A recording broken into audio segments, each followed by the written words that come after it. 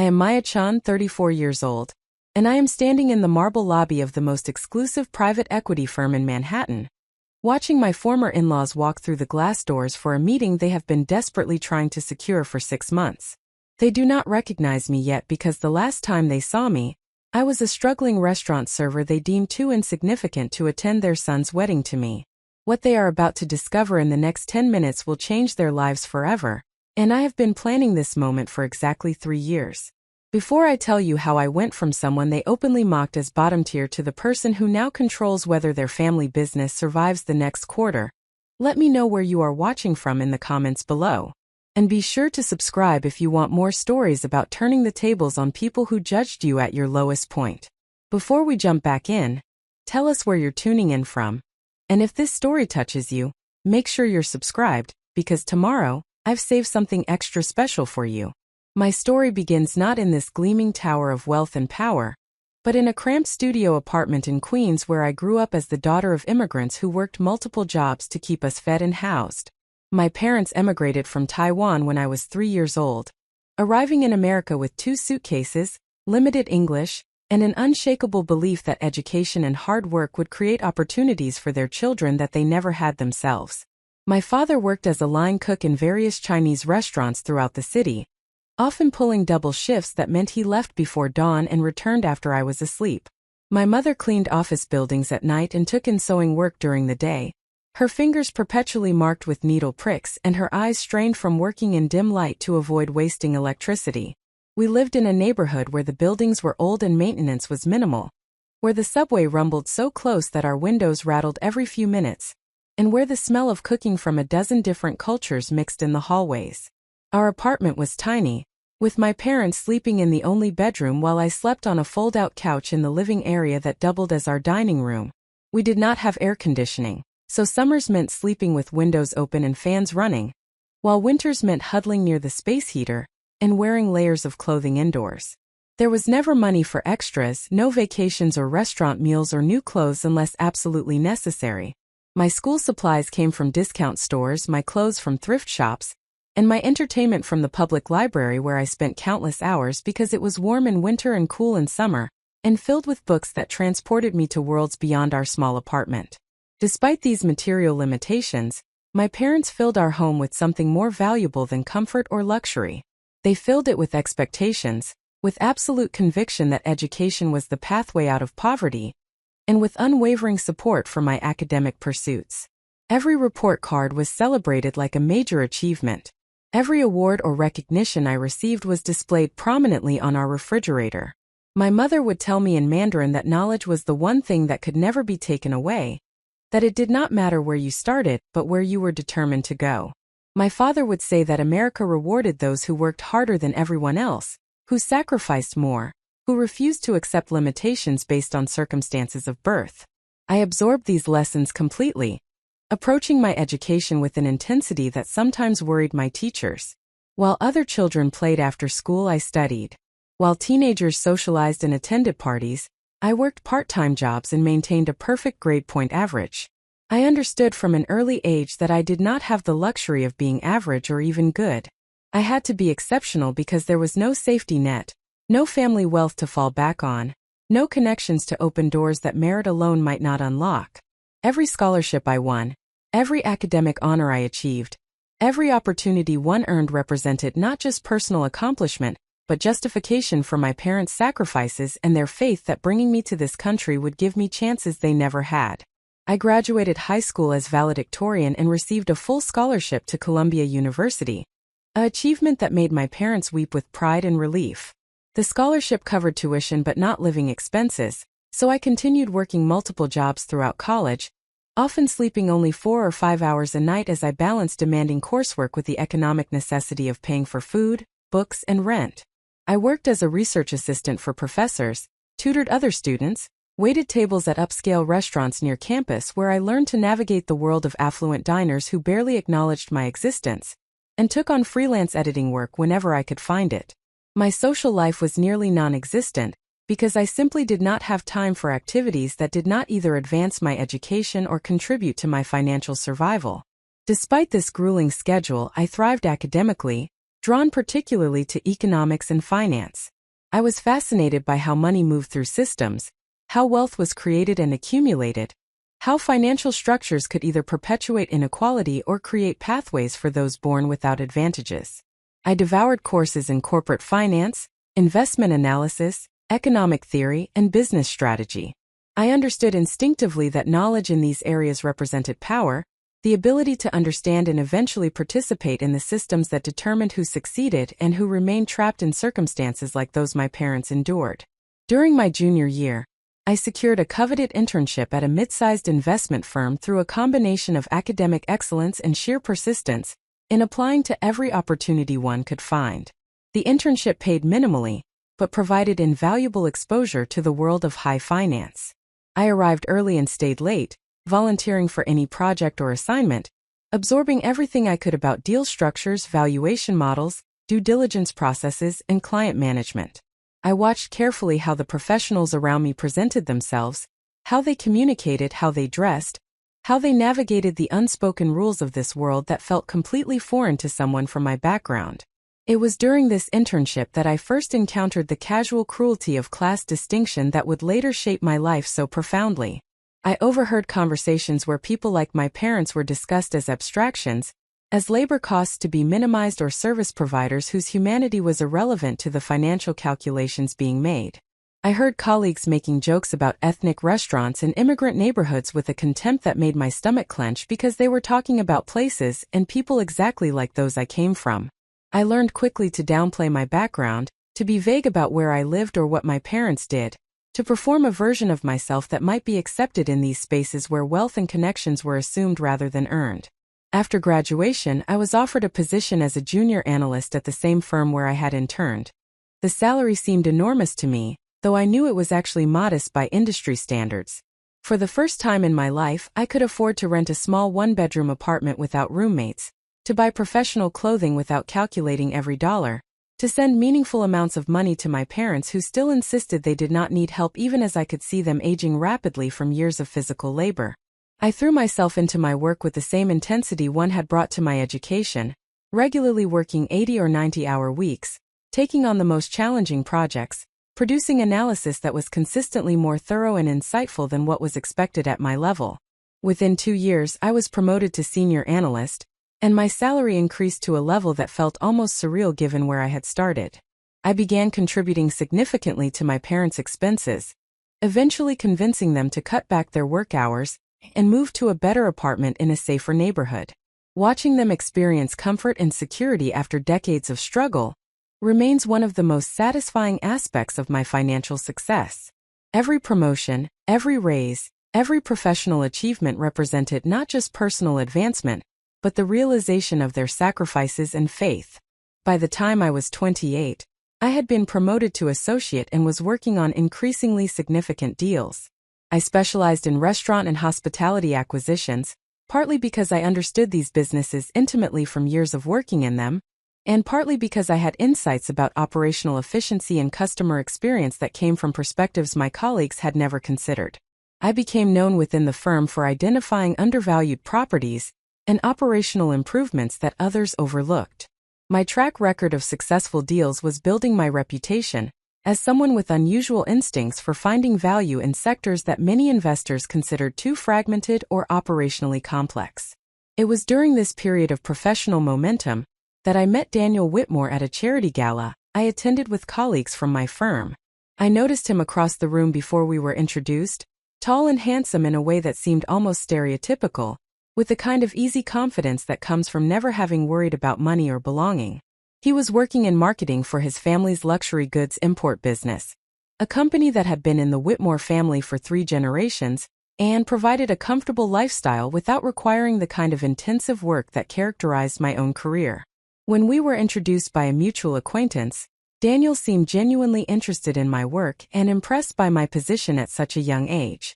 We talked for over an hour that first evening, and I found myself drawn to his warmth and apparently genuine curiosity about my background.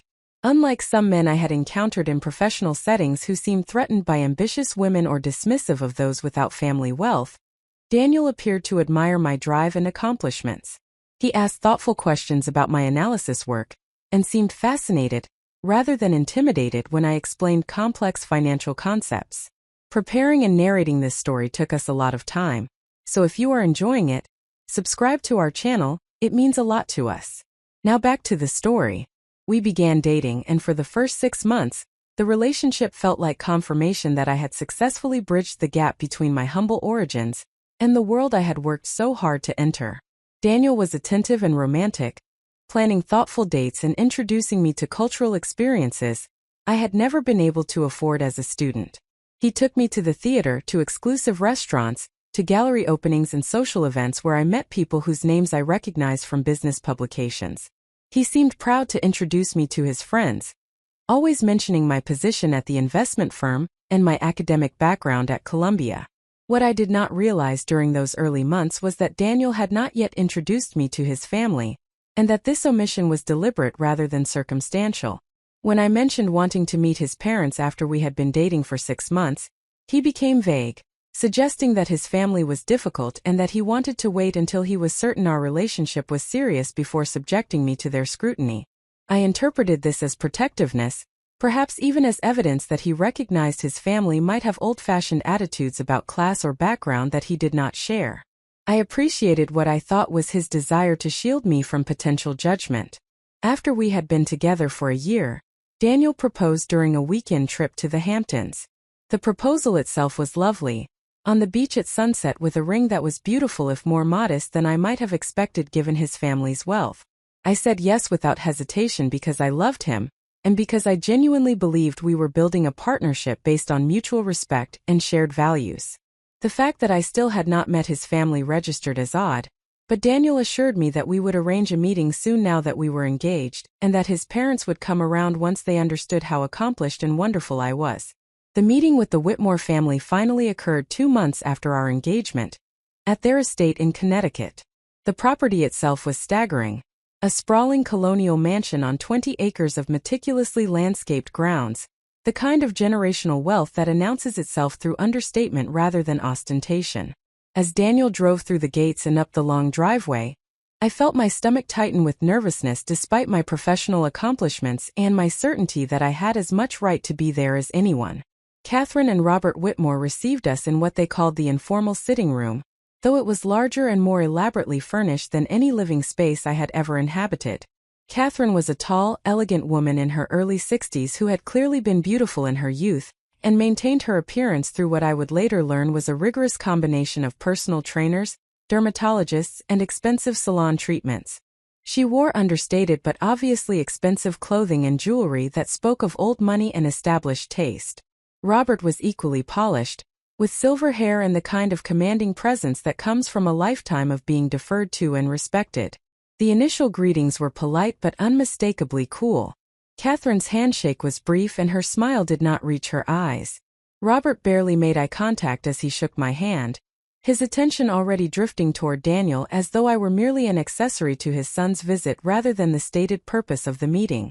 We sat down for tea that was served by household staff, and Catherine began what I quickly recognized was an interrogation disguised as polite conversation.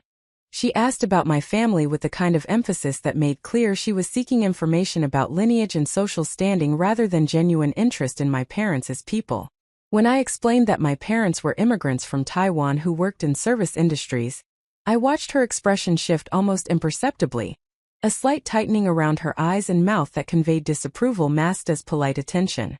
She asked where I had grown up, and when I mentioned Queens, she repeated the borough name as though it were a foreign word she had never encountered, following up with questions about exactly which neighborhood in a tone that suggested she was categorizing me based on zip code. The questions about my education were delivered with slightly more warmth when she learned I had attended Columbia, though even this was qualified by her observation that she had always believed the Ivy League schools had become far too focused on diversity admissions rather than maintaining standards. The implication that my admission might have been based on factors other than merit was clear, though delivered with enough plausible deniability that challenging it directly would have made me appear oversensitive. When I mentioned my full scholarship, Catherine smiled tightly and said that it was wonderful that the university provided opportunities for those who needed financial assistance, the phrasing making charity rather than achievement the dominant frame. Robert engaged primarily when the conversation turned to my work in finance. He asked which firm I worked for, and when I named it, he nodded with what I initially thought might be approval. However, his follow-up questions revealed that he was assessing whether my position represented real accomplishment or merely adequate performance at a second-tier firm. He mentioned several prestigious investment banks and private equity firms where the Whitmore family had connections, asking whether I had considered pursuing opportunities at more established institutions. When I explained that I was happy with my current trajectory and proud of the deals I had worked on, he smiled indulgently and said that ambition was admirable, but that one needed to be realistic about the distinction between solid performance and truly elite achievement. Throughout this conversation, Daniel remained largely silent, offering only occasional comments that neither defended me against his parents' subtle condescension, nor acknowledged the discomfort of the situation. I kept waiting for him to mention my specific accomplishments, to push back against his mother's implications about diversity admissions, to contextualize my background as a story of remarkable achievement rather than evidence of lower-class origins. His silence felt like a betrayal even then, though I convinced myself he was simply trying to avoid conflict with his difficult parents. The conversation shifted to wedding planning, a topic I had assumed might create common ground since it represented a shared interest in Daniel's happiness. I was wrong.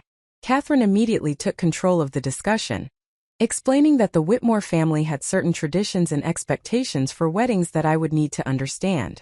She described elaborate ceremonies at prestigious venues, extensive guest lists including business associates and social connections, and budgets that made me dizzy despite my comfortable salary. When I gently suggested that Daniel and I had discussed something more intimate and personal, perhaps a smaller ceremony followed by a nice dinner with close friends and family, Catherine's expression shifted from condescension to something closer to contempt. She informed me that Whitmore weddings were significant social events that reflected the family's standing and business relationships. They were not personal indulgences but rather important occasions for maintaining networks and demonstrating the family's continued prominence. The idea that Daniel would have anything less than a proper society wedding was simply not acceptable. When I mentioned budget constraints, given that I would be paying for my share of the wedding expenses as my parents certainly could not contribute to an event of the scale Catherine was describing, she looked at me with something approaching pity mixed with disdain. Robert interjected that perhaps we were getting ahead of ourselves, that there would be plenty of time to discuss wedding details once certain other matters were settled. He suggested that Daniel and I should take more time to consider whether we were truly compatible, given what he carefully termed our different backgrounds and expectations. The message was clear. They did not approve of the engagement and hoped that time and their obvious disapproval would lead to its dissolution. The visit concluded with cool goodbyes and Catherine's observation that she hoped we would all have time to reflect on what was best for Daniel's future. As we drove away from the estate, I waited for Daniel to acknowledge how awful the meeting had been, to apologize for his parents' behavior, to assure me that their approval did not matter because he loved me and was committed to our future together. Instead, he was quiet for a long time before finally saying that his parents were set in their ways, and that I should not take their reactions personally, that they would warm up eventually once they got to know me better. I should have recognized this response as a warning sign, but I convinced myself that love and commitment would overcome his family's snobbery. We continued planning our wedding, though the process became increasingly contentious as Daniel began echoing his parents' suggestions about venue, guest list, and style. Every conversation about the wedding seemed to involve him proposing ideas that aligned with his family's expectations while dismissing my preferences as impractical or insufficiently appropriate for a Whitmore family wedding. I suggested we marry at a beautiful botanical garden in Brooklyn that had special meaning to me, and could accommodate a guest list of around 80 people. Daniel countered that we should consider country clubs in Connecticut where his parents' friends would be more comfortable attending.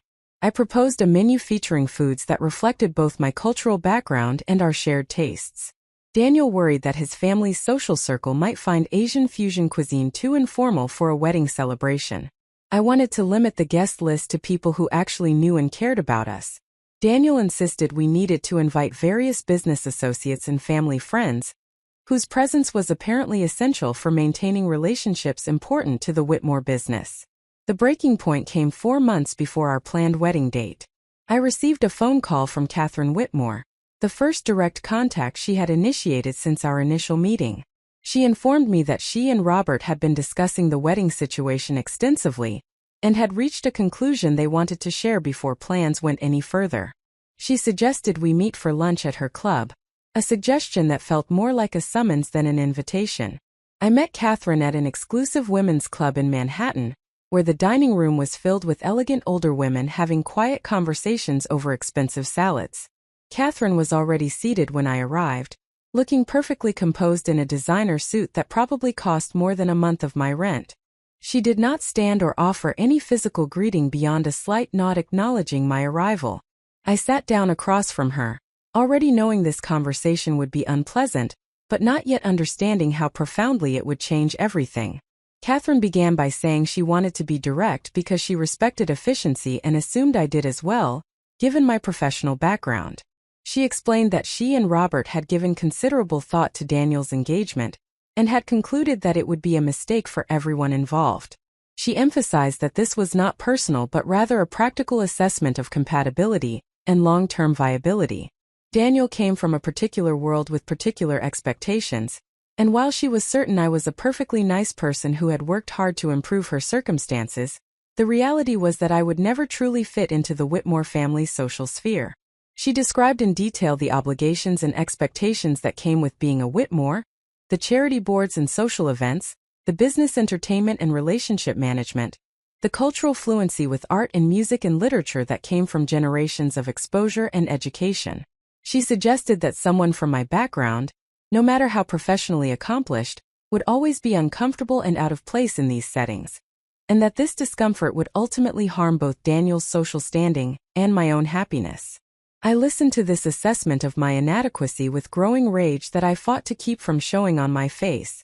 I responded calmly that Daniel and I loved each other, that I had every confidence in my ability to navigate any social situation, and that her assessment was based on outdated class prejudices that had no place in modern society. I pointed out that my professional accomplishments demonstrated intelligence and capability that surely translated to any environment, and that her assumptions about my discomfort said more about her prejudices than my actual abilities. Catherine smiled the way one might smile at a child who has said something naive and misguided.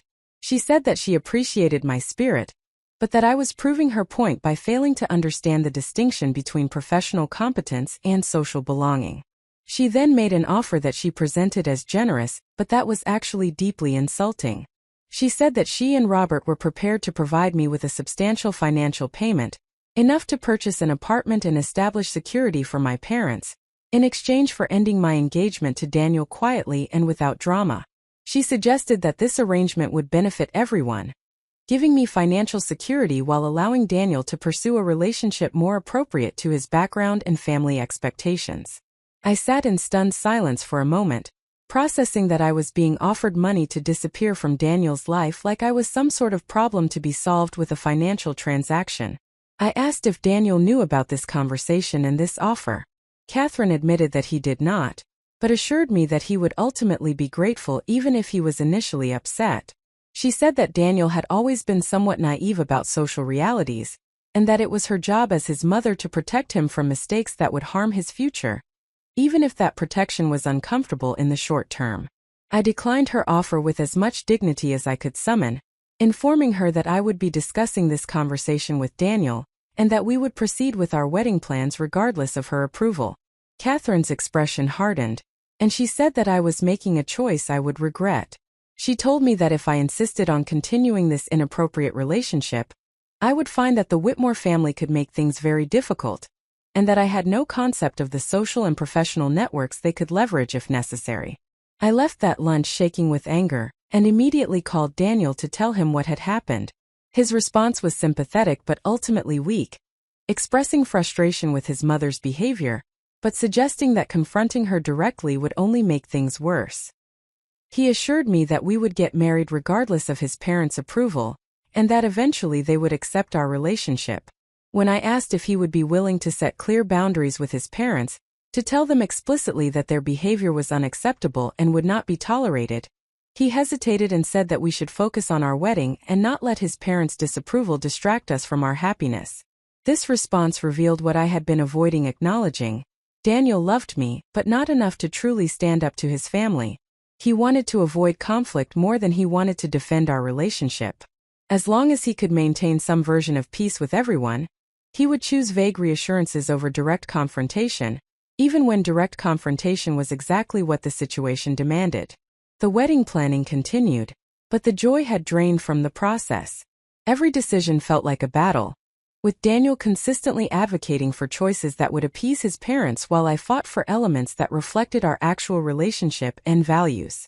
We eventually reached compromises on most details, planning a wedding at a nice hotel in Manhattan with a guest list of about 150 people, a mix of those we genuinely cared about and business acquaintances Daniel insisted were necessary to invite. 3 weeks before the wedding, I received another call from Catherine. Her tone was different this time, colder and more authoritative. She informed me that she and Robert had made a final decision regarding the wedding. They would not be attending. Moreover, they were instructing extended Whitmore family members not to attend either. She explained that they could not in good conscience celebrate or appear to endorse a marriage they believed was a fundamental mistake that would harm their son's future. When I asked how she could skip her own son's wedding, she replied that sometimes love required making difficult choices to protect one's children from their own poor judgment. She said that Daniel was making an emotional decision that he would regret, and that their absence would serve as a clear statement about the inappropriateness of this union. She hoped that this demonstration of the family's united opposition might still convince Daniel to reconsider before it was too late. She concluded the call by saying something I will never forget. She said that she understood I viewed this wedding as a major achievement, a sign that I had successfully climbed out of my inferior origins into a better life. But she wanted me to understand that from the Whitmore family's perspective, this was a trivial event for someone at the bottom, someone who fundamentally did not understand that real social advancement came from birth and breeding rather than education and career success. No matter whom I married or how much money I made, I would always be the daughter of a cook and a cleaning woman, always an outsider trying desperately to belong somewhere I was not wanted. I ended the call and immediately told Daniel what his mother had said. I expected him to be outraged, to finally draw a line and defend me against this vicious attack. Instead, he looked defeated and asked what I expected him to do. I told him I expected him to tell his parents that their behavior was unacceptable, that they needed to apologize and attend our wedding or face serious consequences for our relationship. He said that issuing ultimatums would only make things worse, that we should proceed with the wedding and deal with his family's disapproval later once we were married and they had time to accept reality. That conversation revealed the final truth I needed to face. Daniel would never truly choose me over his family. He loved me, but he loved his family's approval more. He wanted me in his life, but only if maintaining that relationship did not require genuine sacrifice or confrontation with those whose judgment he feared. I realized that if I married him under these circumstances, I would spend my life trying to prove my worth to people who had decided I was worthless, with a husband who would consistently choose peace with them over partnership with me. I called off the wedding 1 week before the scheduled date. The decision was agonizing because I did love Daniel and had invested so much in our relationship and our plans. But I loved myself more, and I finally understood that marrying into a family that viewed me with contempt would slowly destroy the confidence and strength I had built through years of overcoming obstacles. I could not voluntarily place myself in a situation where I would be perpetually judged and found wanting based on circumstances of birth that I could not change and should not have to apologize for. Daniel was devastated but not entirely surprised. He begged me to reconsider, promising that he would set better boundaries with his family after we were married. But I knew that promise was empty.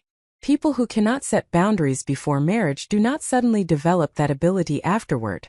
The patterns that troubled me during our engagement would only intensify once we were legally bound, especially if we had children who would become another battleground for his family's controlling behavior and snobbish judgments.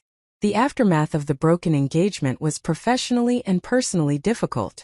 We had to notify guests, cancel vendors, return gifts, and navigate the social awkwardness of explaining why a wedding that everyone expected to happen was suddenly not happening. I took a week off from work and spent it largely in my apartment, processing the grief of losing not just a relationship but the future I had imagined we would build together.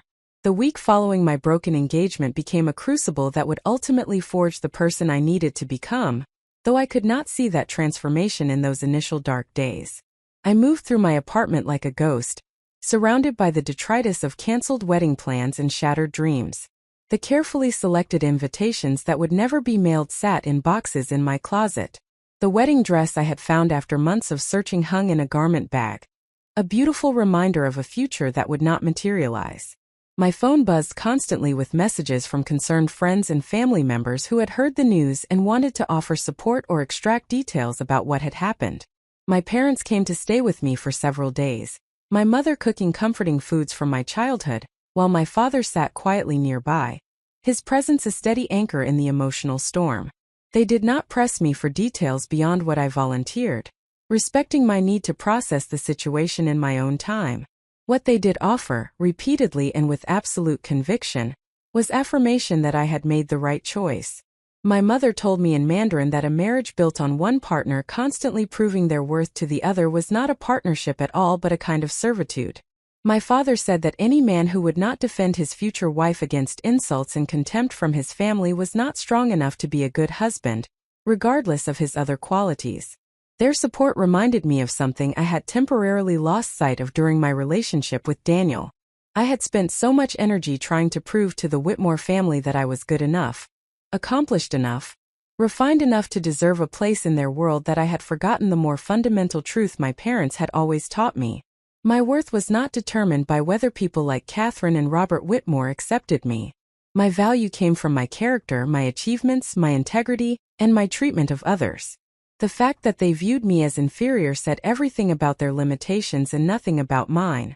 This realization did not eliminate the pain of the broken engagement or the humiliation of being rejected by Daniel's family, but it did begin to shift my emotional framework.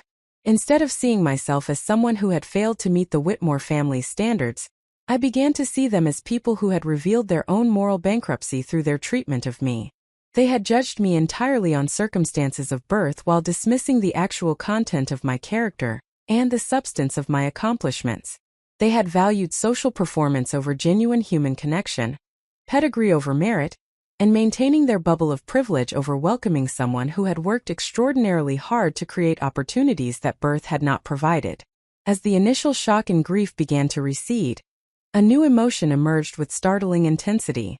I felt anger, clean and clarifying, at the injustice of being treated as less than human simply because my parents were working-class immigrants. I felt rage at Catherine Whitmore's casual cruelty, at her certainty that offering me money to disappear was appropriate, at her framing of my wedding as a trivial event for someone at the bottom.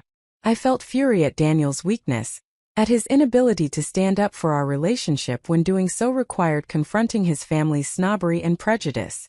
Most powerfully, I felt determination that Catherine Whitmore's assessment of me as permanently inferior would be proven catastrophically wrong. I returned to work after my week away with a renewed sense of purpose that surprised my colleagues who had expected me to be devastated and distracted. Instead, I threw myself into my projects with even greater intensity than before. I volunteered for the most challenging assignments, took on additional responsibilities, and worked longer hours than my already demanding schedule had required.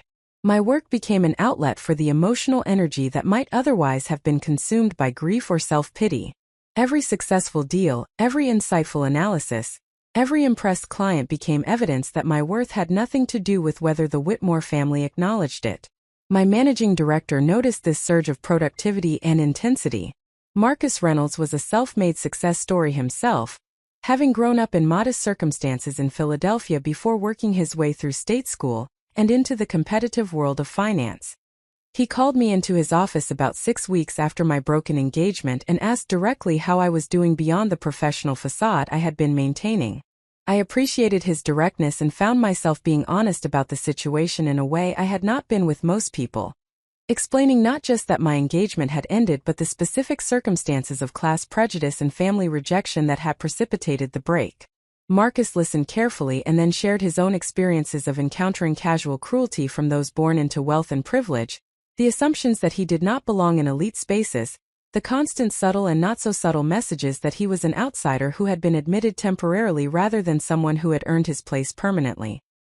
He told me that he had channeled his anger at these experiences into becoming so successful that his presence could no longer be questioned or dismissed, that his track record spoke louder than any prejudice about his origins. He suggested that I had the talent and drive to do the same, and that the best response to people who viewed me as inferior was to achieve at levels that made their judgment irrelevant.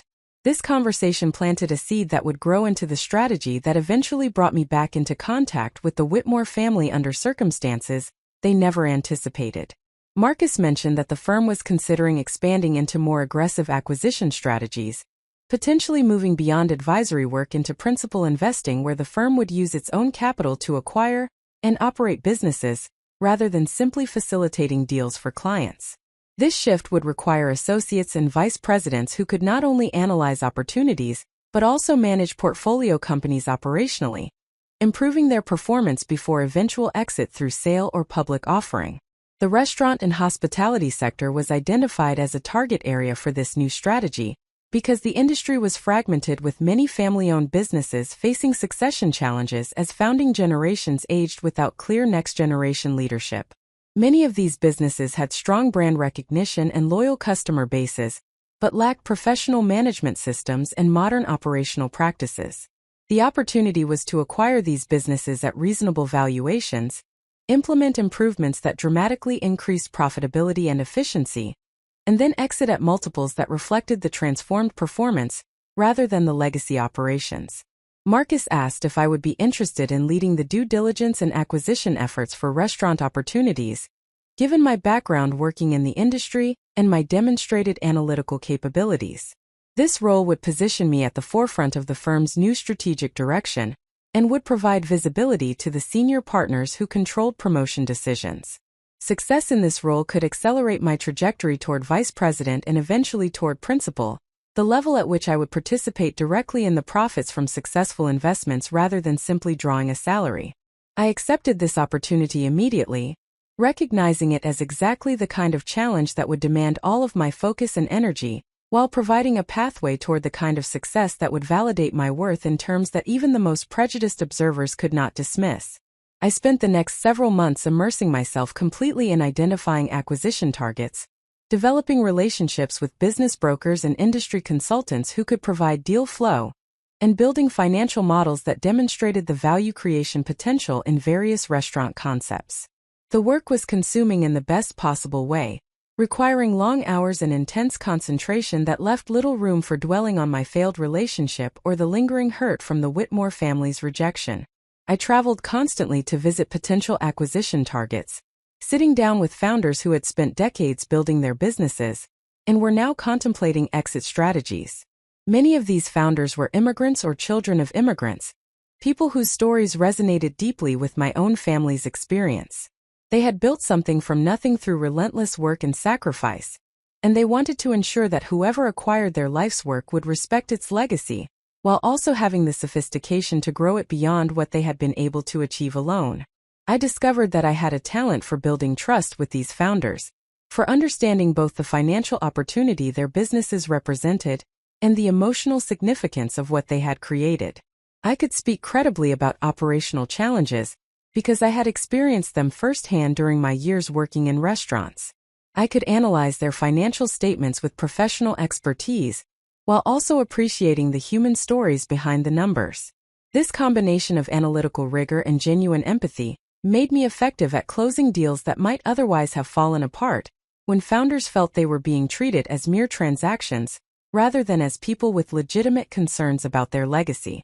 Over the course of 18 months, I led the acquisition of 4 restaurant businesses ranging from a small chain of authentic Thai restaurants in the outer boroughs to a higher-end seafood concept in Westchester that had a strong reputation but inconsistent execution. For each acquisition, I worked closely with the founders to understand their operations intimately, then developed and implemented improvement plans that addressed everything from supply chain efficiency to staff training to marketing strategy.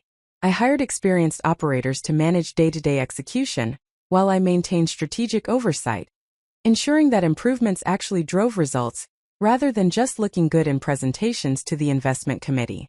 The results exceeded even the optimistic projections I had included in my original acquisition proposals. The Thai restaurant chain increased revenue by 40% in the first year through improved marketing, streamlined operations, and expansion into catering for corporate events. The seafood restaurant turned around its inconsistent performance through better inventory management that reduced waste, staff training that improved service quality, and a refreshed menu that maintained the core concept while addressing dishes that consistently underperformed. Each success built my reputation within the firm and provided concrete evidence that my instincts about value creation in this sector were sound. My compensation increased dramatically during this period, reflecting both my promoted title to vice president and my growing importance to the firm's most successful new strategic initiative. By age 32, I was earning more money than I had ever imagined possible during my childhood in Queens, enough to fully support my parents in comfortable retirement and to begin building real wealth for myself. I purchased a beautiful apartment in a renovated building in Brooklyn with views of Manhattan that reminded me daily of how far I had traveled from that cramped studio where I had grown up. I invested carefully, building a portfolio of stocks and bonds that would provide security regardless of what happened with my career. More importantly, I was building something less tangible but ultimately more valuable. I was building confidence that came not from external validation, but from the internal knowledge that I had the skills, intelligence, and determination to succeed at the highest levels despite starting with fewer advantages than most of my competitors. Every successful deal, every improved business, every impressed client or colleague added to this foundation of self-assurance. I no longer needed anyone to tell me I was capable or worthy. I knew it from lived experience and demonstrated results.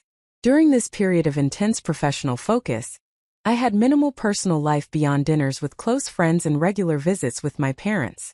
I dated occasionally but without serious intent, not yet ready to trust someone with the vulnerability that real intimacy required after the Daniel experience. My friends worried that I was becoming too consumed by work, that I was using professional achievement to avoid processing emotional wounds that would eventually demand attention.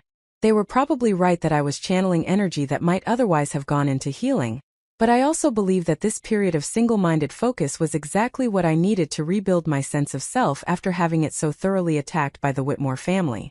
The transformation in how I saw myself was profound. When I had been engaged to Daniel, I had unconsciously accepted the premise that I needed to prove my adequacy to people like his parents, that their judgment of me mattered and that winning their approval was a worthwhile goal.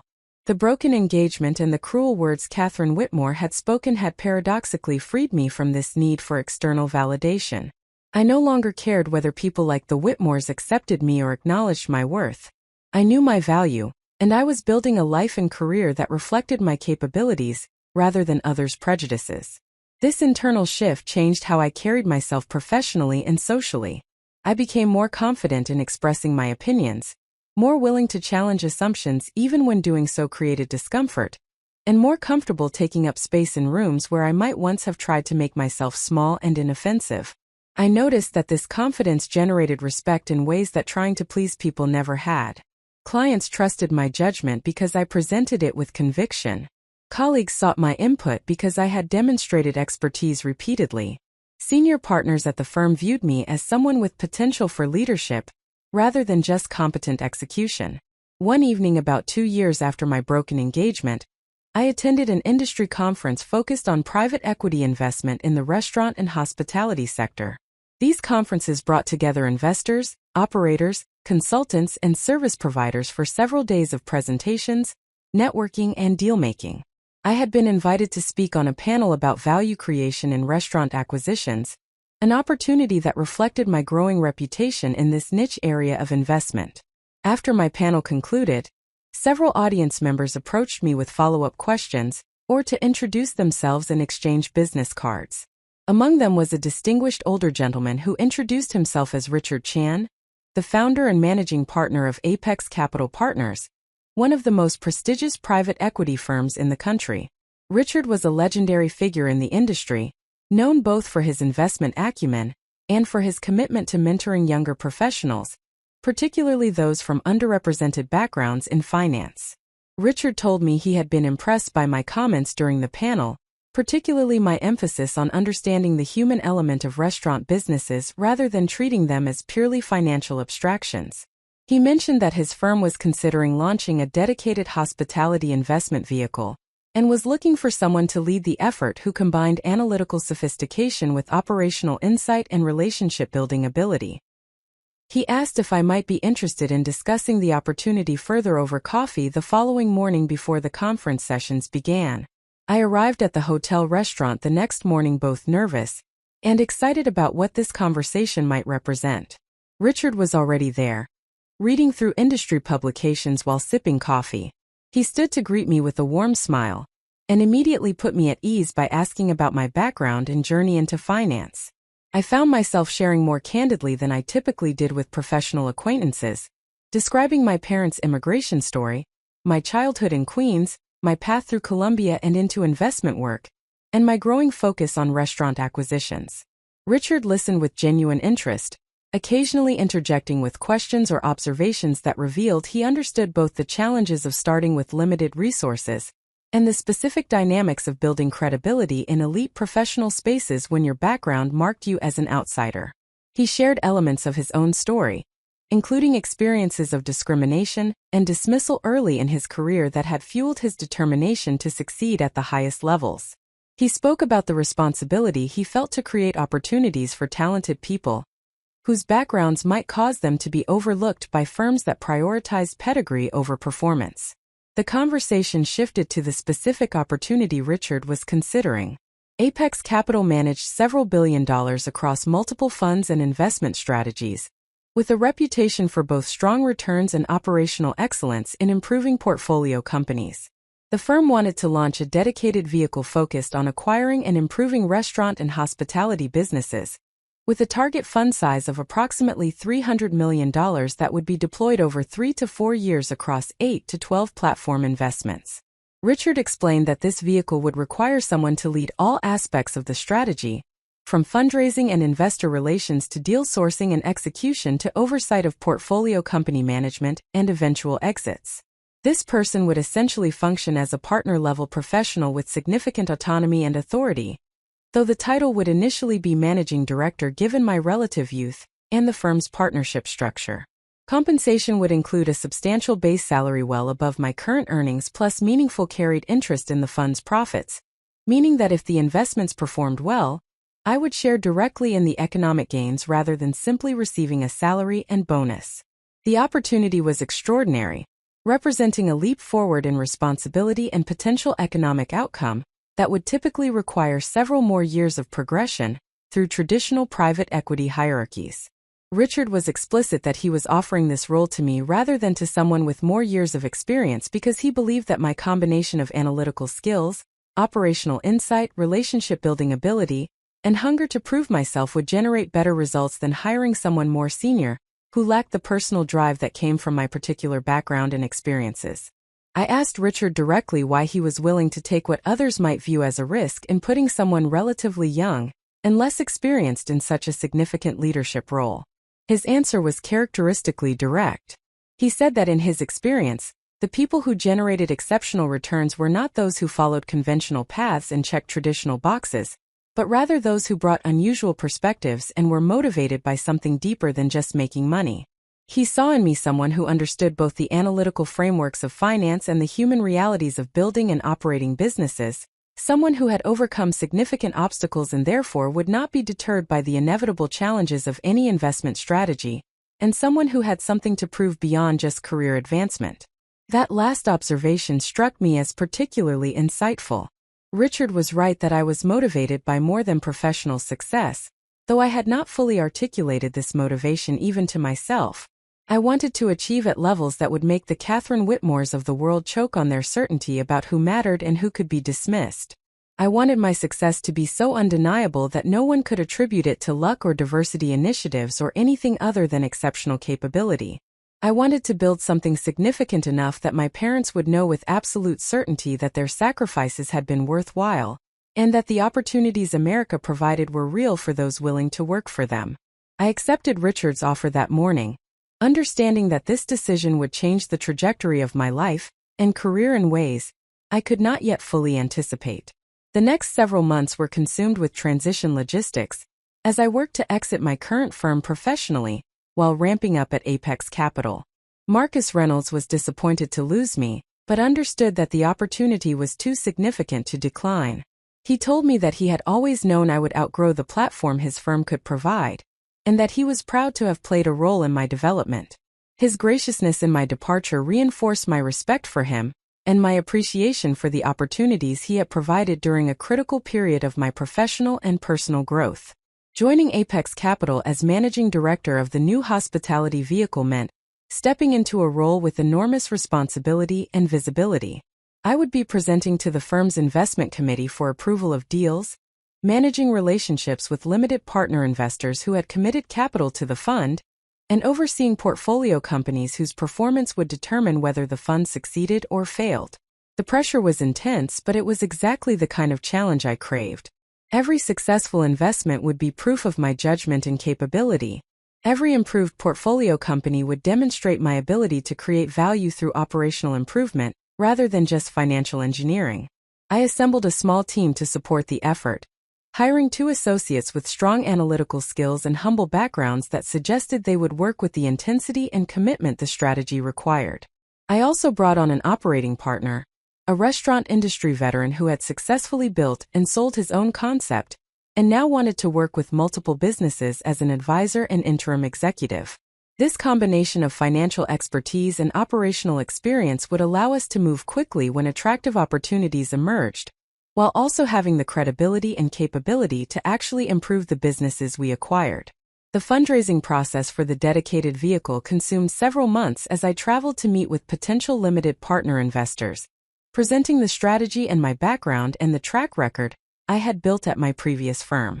These presentations were simultaneously exhilarating and terrifying. As I stood before rooms full of sophisticated investors managing billions of dollars, and asked them to commit significant capital, based largely on confidence in my judgment and execution ability. Some investors were skeptical given my age, and the fact that this would be my first fund in a leadership role. Others were intrigued by exactly those factors, viewing them as potential sources of outperformance, if my hunger and fresh perspective translated into better deal selection and operational improvements. Richard Chen's reputation and his personal conviction about my potential proved decisive with many investors who might otherwise have passed on committing to a first-time fund manager. His willingness to stake his own credibility on my ability to execute gave others confidence that this was a calculated bet, rather than a risky gamble. By the time we closed the fundraising process, we had commitments totaling $320 million, slightly exceeding our target and providing substantial capital to deploy according to our strategy. With capital committed and a team in place, I shifted focus to deal sourcing and execution. I reactivated the network of brokers, consultants, and industry relationships I had built during my previous role, letting them know that I now had significantly more capital to deploy and was looking for restaurant businesses with strong brands but operational challenges that professional management could address. The pipeline of opportunities developed quickly, with several potential deals reaching various stages of diligence and negotiation within the first 6 months.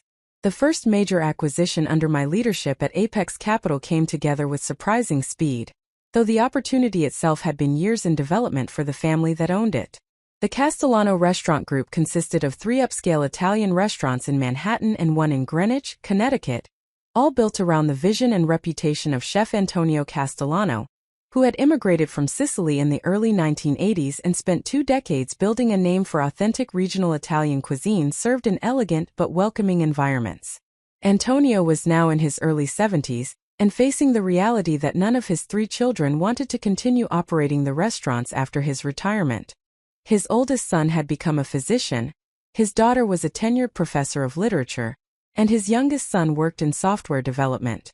All 3 had helped in the restaurants during their youth and maintained affection for what their father had built, but none had the passion or expertise to run the businesses successfully.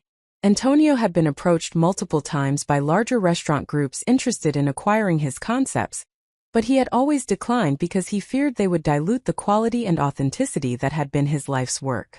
When I met Antonio through a mutual connection who knew we were both seeking something specific, I immediately understood both the business opportunity and the emotional complexity of what he needed.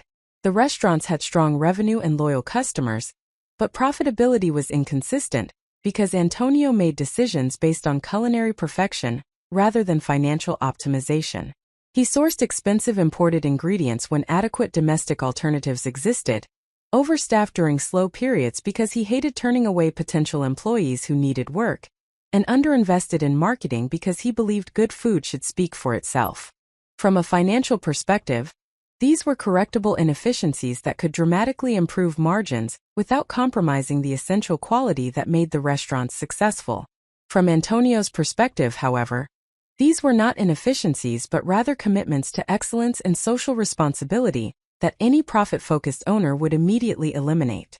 My challenge was to demonstrate that I understood the difference between essential elements that preserved the restaurant's soul and well-intentioned practices that actually undermined long-term sustainability. I spent weeks building a relationship with Antonio before we ever discussed deal terms. I ate at each of his restaurants multiple times, talking with managers and observing operations. I asked him to teach me about the specific ingredients he sourced and why they mattered, learning about the differences between various olive oils and cheeses and preparations that I had not previously understood. I met his children and listened to their memories of growing up in the restaurant business, and their honest assessments of why they had chosen different paths. I talked with his long-term employees about what they valued about working for Antonio, and what challenges they faced in their roles. This investment of time and genuine curiosity built trust in ways that financial presentations and deal terms never could have achieved alone. Antonio came to believe that I saw his restaurants as he did, as living organizations with histories and values rather than as assets to be optimized purely for financial return. When we finally began negotiating transaction terms, the financial elements were almost secondary to the operational agreements about how the restaurants would be managed post-acquisition. The deal structure we ultimately agreed upon gave Antonio confidence that his legacy would be protected, while providing Apex Capital with the control and flexibility needed to improve financial performance. We acquired 75% of the equity with Antonio retaining 25%, and staying on as a paid consultant focused specifically on menu development and quality standards. His children received significant cash proceeds from the sale that allowed them to support their father financially and inherit wealth he had built but never extracted from the businesses. The management team would be enhanced with experienced operators I brought in, but Antonio's long-term employees would be retained and given opportunities for advancement as we improved systems and training. The operational improvements we implemented over the following 18 months demonstrated the value creation thesis that underpinned our entire strategy. We analyzed purchasing patterns and renegotiated supplier contracts, achieving cost reductions of approximately 15% on ingredients without changing the actual products used in the restaurants. We implemented inventory management systems that reduced waste from spoilage and over-ordering. We improved staff scheduling to better match labor costs with customer volume patterns, reducing unnecessary overtime while ensuring adequate coverage during peak periods. We invested in digital marketing and reservation systems that increased covers during previously slow periods, improving revenue without requiring additional seating capacity. Most significantly, we developed training programs that allowed Antonio's culinary vision to be executed consistently across all locations, rather than depending on his personal presence and oversight. We documented his techniques and standards in ways that could be taught systematically to kitchen staff, creating a foundation for potential expansion that maintained quality, while reducing dependence on any single individual. Antonio was initially skeptical that his approach could be systematically taught, but as he saw cooks successfully executing dishes to his standards after structured training, he became an enthusiastic supporter of the professionalization effort. The financial results validated every element of our thesis. Revenue increased by 30% over 18 months through improved marketing and table management. Food costs as a percentage of revenue decreased by 4 percentage points through better purchasing and waste reduction. Labor costs decreased by 3 percentage points through improved scheduling. The combination of revenue growth and margin improvement meant that earnings before interest, taxes, depreciation, and amortization more than doubled from the baseline we had acquired, transforming the business from marginally profitable to a highly attractive asset that would command a significant premium whenever we chose to exit. Beyond the financial metrics, however, the transformation demonstrated something more important to me personally. We had improved the business dramatically while actually enhancing rather than diminishing what made it special. The food quality remained exceptional, the customer experience improved through better service consistency, and employee satisfaction increased because better systems reduced the chaos and frustration that had characterized operations under Antonio's passionate but disorganized management style. We had proven that professional management and authentic quality were complements rather than contradictions, that businesses built on genuine excellence could be even more successful when operational discipline supported, rather than replaced the founder's vision. This first success established my credibility within Apex Capital and with the limited partner investors who had committed capital to the fund. The investment committee meetings where I presented performance updates shifted from skeptical questioning about whether the strategy would work to constructive discussions about how to replicate the approach across additional platforms. Richard Chun was effusive in his praise, telling me that I had exceeded his already high expectations and validated his confidence in offering me this opportunity despite my relative youth and limited experience in a leadership role. The second and third acquisitions followed similar patterns. We targeted founder-owned restaurant businesses with strong brands and loyal customer bases, but operational inefficiencies and succession challenges. We invested time building relationships and trust before discussing financial terms. We structured deals that allowed founders to exit financially, while maintaining some ongoing involvement and confidence that their life's work would be respected. We implemented systematic operational improvements that increased profitability without compromising the essential qualities that made the businesses successful. The results consistently exceeded our underwriting assumptions, building a track record that would make future fundraising substantially easier. By the time I turned 33, the hospitality fund I managed had deployed approximately $180 million across 5 platform investments and several add-on acquisitions that complemented the platforms. The portfolio was performing exceptionally well, with aggregate returns tracking toward the top quartile of private equity performance. My personal compensation reflected this success, with carried interest allocations that would generate substantial wealth if the fund's performance continued through our eventual exit transactions. More meaningful than the financial rewards was the professional reputation I had built within the industry. I was invited to speak at conferences, quoted in trade publications about trends in restaurant investment, and courted by headhunters representing other firms seeking to build similar strategies. Richard Chun had been proven correct in his assessment that my combination of analytical rigor and operational insight would generate differentiated returns. I had become someone whose judgment was respected, and whose involvement in potential transactions signaled quality to other investors and industry participants. During this period of intense professional focus and consistent success, I had largely avoided thinking about Daniel Whitmore or his family beyond occasional moments when something would trigger a memory of that painful period. I had proven to myself that Catherine Whitmore's assessment of me as permanently inferior had been catastrophically wrong, but I had not yet encountered any situation where that proof would be demonstrated directly to the people who had so thoroughly dismissed my worth. That changed in a way I never anticipated when I began analyzing a potential acquisition opportunity that came across my desk in early autumn. The deal was brought to us by an investment banker we had worked with on previous transactions who specialized in family-owned business sales. He described the target as a luxury goods import and distribution business that had been in the same family for 3 generations, but was now facing serious financial and operational challenges.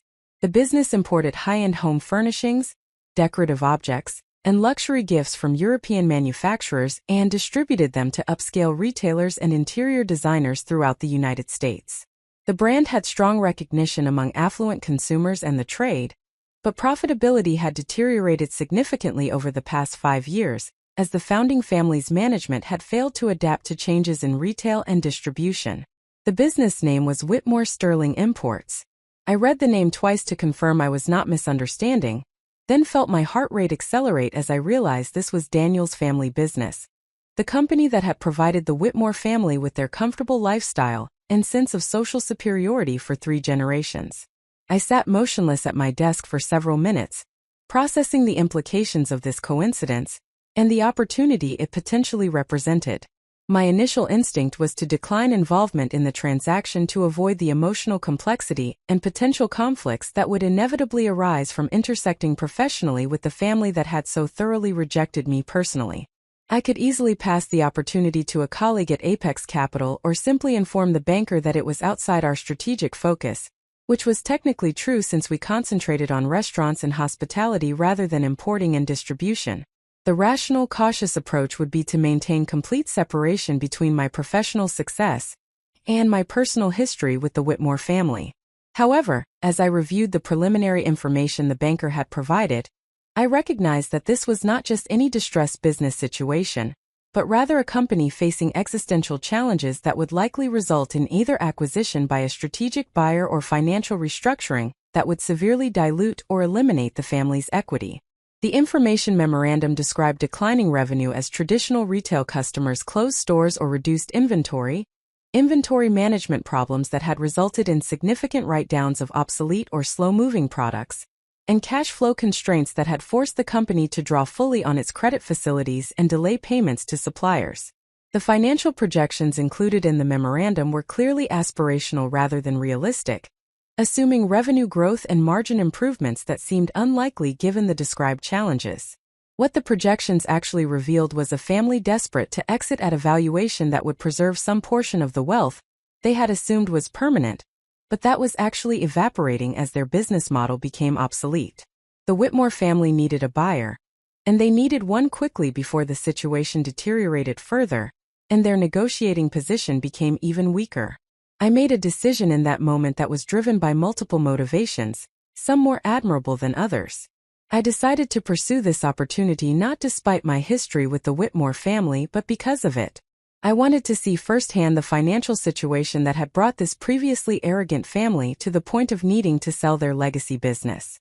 I wanted the opportunity to evaluate their company with professional rigor and form my own assessment of its value, knowing that assessment would be delivered in formal negotiations where my judgment would carry authority they could not dismiss.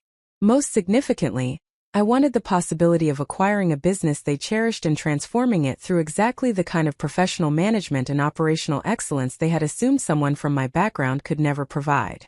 I called the investment banker and expressed interest in receiving full access to the data room and management presentations, indicating that this could potentially fit within our expanding mandate if the opportunity was compelling enough.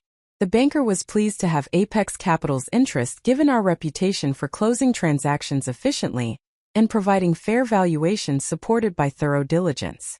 He mentioned that there were several other potential buyers conducting initial diligence, including strategic acquirers in the luxury goods space and other financial sponsors, so moving quickly would be important if we wanted to remain competitive in the process.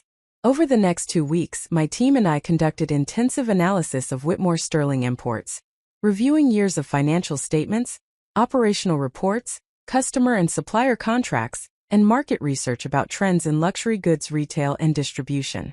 The picture that emerged was worse than the initial marketing materials had suggested.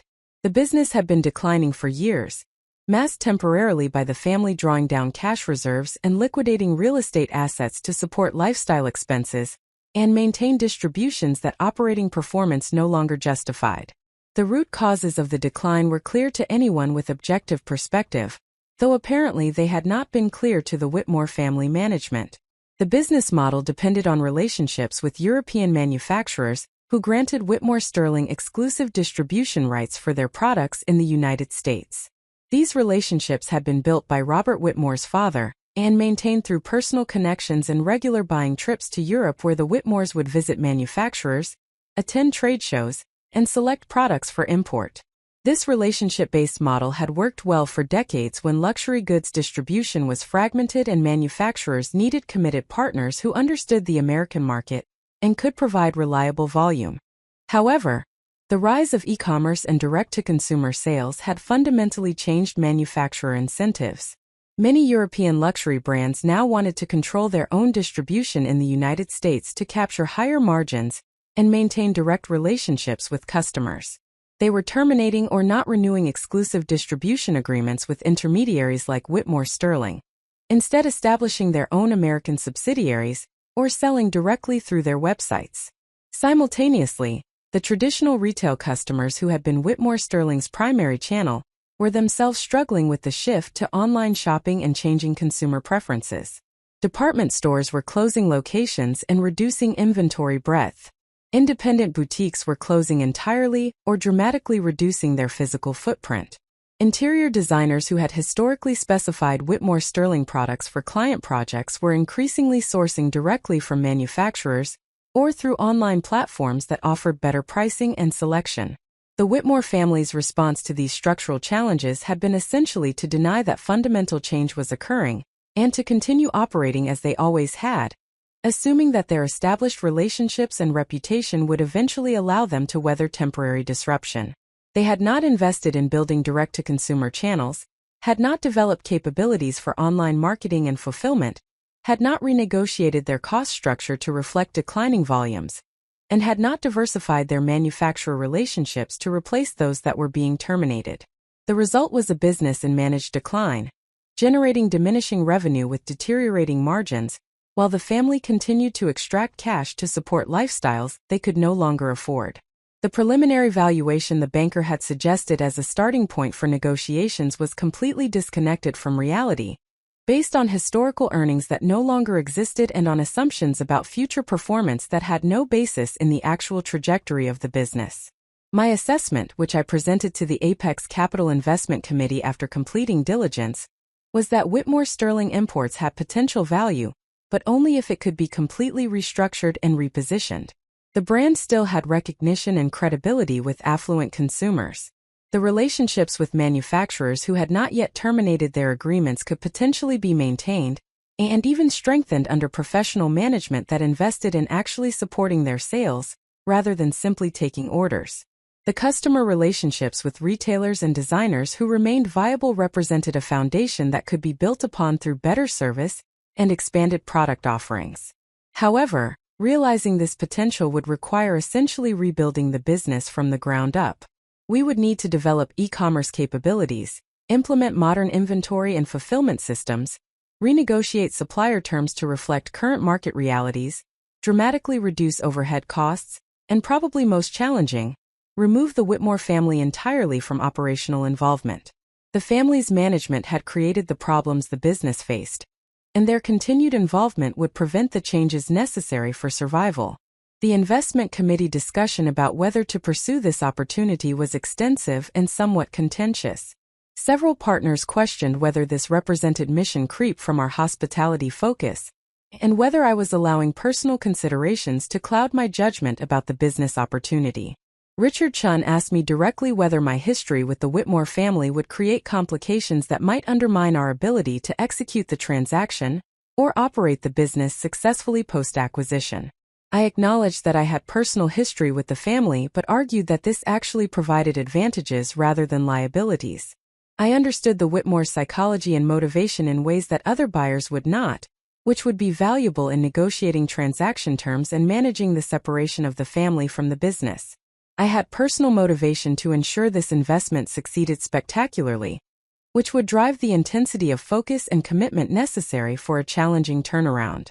I believed I could build credibility with employees and suppliers who had watched the family's mismanagement damage the business, and who would welcome professional leadership committed to preservation and growth, rather than extraction and decline.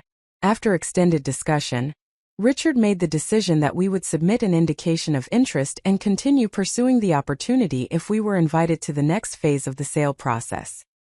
He was explicit that this represented confidence in my judgment, but also that he would be watching closely to ensure that my execution remained disciplined, and that personal considerations did not undermine our fiduciary responsibilities to limited partner investors. I appreciated his directness and his willingness to back my recommendation even while acknowledging the legitimate concerns about complexity. I worked with my team to prepare an indication of interest that was intentionally aggressive in valuation methodology and clear about our requirements for transaction structure. We offered a price based on current earnings rather than historical performance, with significant portions of the purchase price contingent on hitting operational milestones post-closing. We required that the Whitmore family exit completely from operational roles, though we offered the possibility of Robert Whitmore maintaining a ceremonial advisory position, if that was important for employee or supplier relationships. We insisted on complete access to all operational and financial information during confirmatory diligence, with the ability to adjust our valuation based on any issues discovered. This indication of interest was substantially lower than what the investment banker had suggested as an appropriate range, and far more demanding in structural terms than what the Whitmore family likely hoped to achieve. However, it was also grounded in realistic assessment of the business situation and represented a legitimate basis for transaction that could actually close, which was more than most of the preliminary interest the family had received from other parties who were conducting exploratory diligence without serious acquisition intent. 2 weeks after submitting our indication of interest, I received a call from the investment banker informing me that Whitmore Sterling and its board had selected 3 potential buyers to advance to the next phase of detailed diligence and final bid submission. Apex Capital was one of the 3, along with a strategic buyer who imported complementary product categories, and a family office that invested in legacy brands with turnaround potential.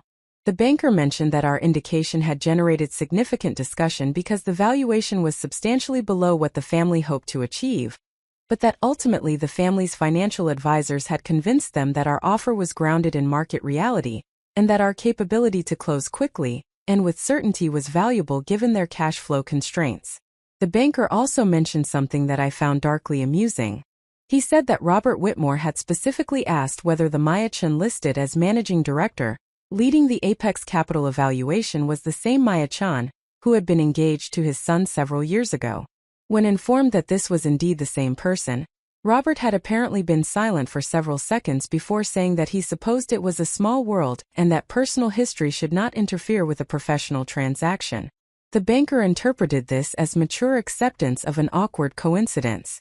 I interpreted it as Robert beginning to realize that the woman he and his wife had dismissed as too inferior to marry their son was now in a position to determine the fate of his family's business legacy.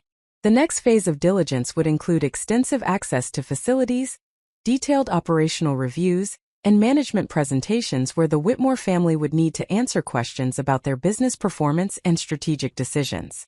The culmination would be a formal management presentation at Apex Capital's offices in Manhattan, where Robert and Catherine Whitmore, along with their chief financial officer and the investment banker, would present to me and the investment committee about why we should pay a premium valuation for their declining business. I would be leading the questioning on behalf of Apex Capital, with the authority to probe any aspect of their operations or decision-making, and the responsibility to present my final acquisition recommendation to the partners. I scheduled that management presentation for 3 months out, ensuring adequate time to complete thorough diligence and also to allow the Whitmores to fully understand who I had become in the years since Catherine had told me I would always be the daughter of a cook and a cleaning woman. I wanted them to have time to research my background and track record, to understand that I was not just employed at a prestigious firm, but was leading a highly successful investment vehicle, to realize that I would be evaluating their business with professional expertise they could not question or dismiss. The waiting period before that presentation became a time of intense focus for me and my team, as we conducted the most thorough due diligence investigation I had ever led. I was determined that when we entered negotiations, we would understand the Whitmore Sterling business better than the family who had operated it for 3 generations. Every weakness would be documented. Every optimistic assumption in their projections would be challenged with data. Every operational failure would be traced to specific management decisions. I would walk into that presentation with complete command of facts and analysis, demonstrating exactly the kind of professional excellence that Catherine Whitmore had confidently declared someone like me could never achieve. The 3 months of confirmatory due diligence that preceded the formal management presentation became an education in corporate decline and family business dysfunction that exceeded even my expectations based on the preliminary analysis. My team and I effectively moved into the Whitmore Sterling headquarters building in New Jersey for weeks at a time, occupying a conference room that became our command center as we systematically examined every aspect of the business operations, financial performance, and strategic positioning. The physical headquarters itself told a story about the company's trajectory and the family's priorities. The building was a handsome brick structure in an affluent suburban office park, purchased during more prosperous times when the business was growing and the family wanted facilities that reflected their success and status. The executive offices on the top floor were expensively furnished with antiques and artwork that projected old money refinement, while the warehouse and operations areas in the basement and ground floor were cramped and poorly organized with outdated equipment and minimal investment in operational efficiency. This allocation of resources perfectly captured the Whitmore family's approach to business management. They had invested heavily in the visible symbols of success and status that impressed visitors and reinforced their self-image as sophisticated purveyors of luxury goods. Meanwhile, they had systematically underinvested in the operational capabilities that actually drove customer satisfaction and profitability. The beautiful executive offices were where Robert and Catherine hosted manufacturers and important retail buyers for elegant lunches, creating an atmosphere of refined taste and established relationships. The chaotic warehouse was where underpaid workers struggled with inadequate systems to fulfill orders accurately and efficiently, creating the operational problems that were driving customers to competitors with more reliable service. During our first week of on-site diligence, I requested access to the warehouse and operations areas before examining financial records or conducting management interviews. I wanted to understand how the business actually functioned at ground level before hearing the family's explanations and justifications for their performance. What I observed was enlightening and depressing in equal measure. The warehouse used a paper-based inventory system supplemented by outdated software that frequently crashed or produced inaccurate information about product locations and quantities. Workers spent enormous amounts of time physically searching for items that the system indicated were in stock, but could not be located in their designated positions. The receiving process for incoming shipments from European manufacturers was similarly inefficient, with containers often sitting unopened for days or weeks because the small receiving team was overwhelmed with volume during peak seasons. This created a cascade of problems including delayed availability of new products, increased storage costs for containers that sat at ports waiting for pickup authorization, and strained relationships with manufacturers who shipped products according to agreed schedules, but then received complaints about inventory availability from retailers who could not order items that were technically in the country, but not yet processed into available stock. Order fulfillment was plagued by errors including wrong items shipped, incorrect quantities, and damaged products that resulted from poor packaging practices. The customer service team spent much of their time responding to complaints and processing returns rather than proactively building relationships and identifying opportunities for increased sales. The shipping costs were unnecessarily high because the company had not negotiated favorable rates with carriers and did not optimize packaging to minimize dimensional weight charges that had become increasingly important as carriers changed their pricing structures. I spent several hours talking with warehouse workers and operations staff without management supervision, asking them about their experiences and their perspectives on what prevented them from performing their jobs more effectively. Their answers were remarkably consistent and revealing. They were frustrated by inadequate systems and equipment that made their work harder than necessary. They felt disrespected by senior management who rarely visited the operations areas and seemed uninterested in understanding the challenges workers faced. They were anxious about the company's viability because they could see declining order volumes and had heard rumors about financial problems, but they received no communication from leadership about the situation or any plans to address the difficulties. These conversations revealed that the operational problems were not primarily caused by inadequate worker effort or capability, but rather by systematic management failures to invest in proper systems, provide adequate training and supervision, and create an organizational culture where operational excellence was valued and rewarded. The workers I spoke with had ideas about how processes could be improved, and were willing to embrace changes if they believed leadership was genuinely committed to fixing problems, rather than simply cutting costs and blaming employees for the consequences of underinvestment. After understanding the operational reality, I moved to detailed financial analysis that consumed the next several weeks of the diligence process. My team and I examined 10 years of financial statements, tax returns, management reports, and board presentations to understand the true financial trajectory of the business and the decisions that had contributed to the current distressed situation. What emerged from this analysis was a picture of systematic value extraction by the Whitmore family that had hollowed out the business while maintaining the appearance of stability until the structural decline could no longer be masked. During the period from approximately 10 to 5 years before the current sale process, the business had actually been reasonably healthy with growing revenue, stable margins, and positive cash flow that exceeded the distributions the family took for their personal expenses. However, rather than reinvesting excess cash flow in operational improvements or building reserves for inevitable future challenges, the Whitmore family had treated the business as a personal bank account. They paid themselves distributions that consumed nearly all available cash beyond what was necessary for working capital and debt service. They used company funds for personal expenses that were categorized as business entertainment or marketing but were actually family lifestyle expenditures, including club memberships, personal travel to European vacation destinations thinly disguised as manufacturer visits, and vehicles for family members that had minimal business purpose. As the business began facing structural headwinds approximately 5 years ago, when major manufacturers started terminating distribution agreements and retail customers began closing stores, the Whitmore family's initial response was to maintain their personal distributions and lifestyle by drawing down the cash reserves the business had accumulated during better years. When those reserves were exhausted within 2 years, they began liquidating assets, including real estate the company owned and investment securities that had been set aside as a reserve fund. These liquidations provided temporary cash that allowed continued distributions and maintained the illusion that the business remained healthy. When the asset liquidations were complete and the underlying business performance continued deteriorating, the family finally reduced their personal distributions, but only modestly and only after they had extracted virtually every dollar of accumulated value the business had built over decades.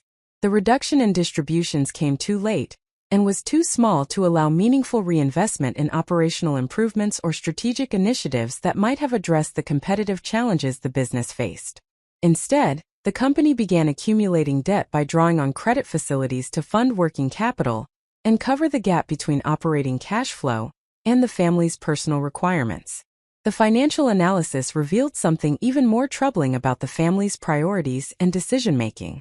During this entire period of decline, the Whitmore family had continued paying themselves substantial salaries for their executive roles in addition to the ownership distributions they took as equity holders.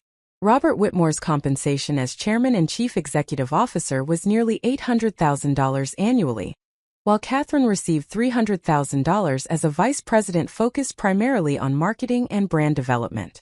Their son Daniel, who had joined the business after our broken engagement, received $250,000 as director of business development despite having no meaningful experience in the industry and contributing minimally to actual operations based on the interviews I conducted with other employees. These compensation levels bore no relationship to market rates for executives managing a business of this size and performance, nor did they reflect any value creation or successful leadership during the period when the business was declining. They represented instead a sense of entitlement to extract maximum personal benefit from an enterprise the family viewed as existing primarily to support their lifestyle, rather than as an organization with responsibilities to employees, suppliers, customers, and the long-term sustainability of the operations itself. The financial analysis also revealed that the projections the Whitmore family had provided to potential buyers were not merely optimistic, but were actually fantastical, bearing no relationship to any reasonable assessment of market trends or operational capabilities. The projections assumed revenue growth of 15 to 20% annually for the next 5 years, despite the fact that revenue had declined every year for the past 5 years, and that the structural trends driving that decline were accelerating rather than reversing. The projections assumed margin expansion based on unspecified operational improvements, despite the fact that the family had demonstrated no capability or intention to actually implement such improvements during the years when they might have made a difference. Most egregiously, the projections assumed that manufacturer relationships that had already been terminated would somehow be reinstated, and that new exclusive distribution agreements would be signed with prestigious European brands that were explicitly moving away from the intermediary distribution model that Whitmore Sterling represented. These assumptions were not honest mistakes or good faith estimates about uncertain futures, but were rather deliberate misrepresentations designed to support a valuation that would allow the family to extract as much remaining value as possible before the business collapsed entirely. Armed with this detailed understanding of the business operations and financial reality, I began conducting management interviews with Robert and Catherine Whitmore, and with the small team of non-family executives who actually ran daily operations. These interviews were scheduled formally through the investment banker who was managing the sale process, conducted in conference rooms at the headquarters building, and documented extensively by my team who took detailed notes and recorded the sessions with permission from all participants. The first interview was with Robert Whitmore alone, structured as an opportunity for him to present his perspective on the business history, current situation, and future potential. I had not seen Robert since that disastrous visit to the family estate when I was engaged to Daniel, and I was curious whether he would acknowledge our previous interaction or simply pretend we were meeting in a purely professional context without personal history. He chose the latter approach, greeting me with a formal handshake and businesslike demeanor that suggested I was merely another investor conducting diligence rather than someone his family had treated with contempt and cruelty. I began the interview with open-ended questions about the business history and Robert's vision for its future, giving him space to present his narrative before I challenged specific elements with the data my team had collected. Robert spoke at length about the company his grandfather had founded in the post-war period, building relationships with European manufacturers who wanted access to the growing American market for luxury goods, but lacked the expertise and connections to establish distribution themselves. He described how his father had expanded the business during the prosperous decades of the 60s through 80s, adding new manufacturers and product categories, while maintaining the family's reputation for sophisticated taste and reliable service. Robert positioned himself as a steward of this legacy who had successfully navigated the business through various challenges including recessions, changes in retail trends, and increased competition from larger distributors. He attributed the recent decline in financial performance to temporary market disruptions that he was confident would reverse as retail stabilized, and as manufacturers recognized the value of the personal relationships and market expertise that Whitmore Sterling provided. He insisted that the business fundamentals remained strong, and that with modest additional investment in marketing and technology, the company would return to growth and profitability that justified a premium valuation. As Robert spoke, I observed him carefully and compared the man before me with the person I had met years ago when I was engaged to his son. He had aged noticeably with more gray in his hair and deeper lines in his face that suggested stress beyond normal aging. His clothing remained expensive and well-tailored, projecting success and status, but I noticed small details that suggested the financial pressure he was under, including shoes that were beautifully polished but showed significant wear and a watch that was elegant but not the luxury brand he had worn during our previous encounters. These were the choices of someone maintaining appearances while constrained by resources that no longer supported the lifestyle he considered appropriate to his station. When Robert concluded his opening narrative, I shifted to detailed questioning based on the analysis my team had completed. I asked him to explain the specific operational improvements he believed would drive the margin expansion projected in the financial forecasts. He provided vague answers about efficiency gains and better purchasing that would naturally result from increased scale as revenue grew.